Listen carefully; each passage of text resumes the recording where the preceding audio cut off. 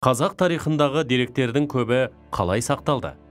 Қазақтың атақты шежірешілері туралы не білесің? Шежіре дегеніміз не? Осы сұрақтарға жауап берейік.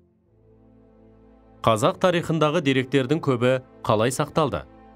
Тарих тек жазбаша түрде ғана емес, ауызша тарихи дәстүр түрінде де ұрпаққа жеткізілді. Жазбаша тарихнама өз бастауын ауызша шежіреден алады. Тарихтың аталары Геродот пен Самоцианнен бастап көптеген тарихшылар ауызша тарихнамалық дәстүрлерге сүйенді. Қазақ халқы ауызша тарихнаманы шежіре дәстүрі деп атайды.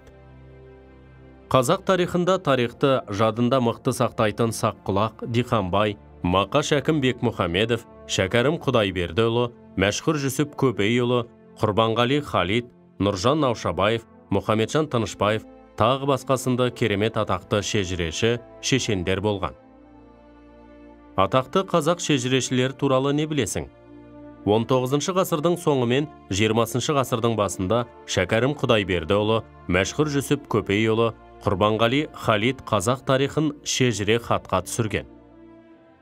Шәкәрім шежіресі қазақты тереңінен таратады. Шежіреде Орталық Азия көшпелілерінің тарихи жолы тұтас көрсетіліп, жазбаша деректер молынан пайдаланылған.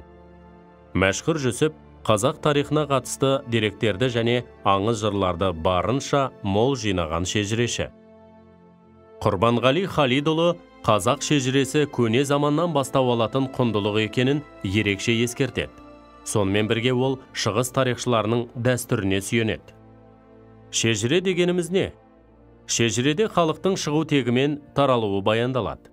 Жазушы Сәбит Мұқановтың берген анықтамасы бойынша, шежіреде кімдерден кімдер туып, қалай өрбігені баяндалып, ерте заманнан атадан балаға мирас болып келе жатқан ауызша деректер айтылады.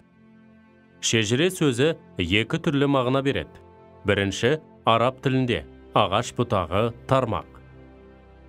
Екінші, көне түркі және моңғол тілдерінде есте сақтау, жадыда ұстау.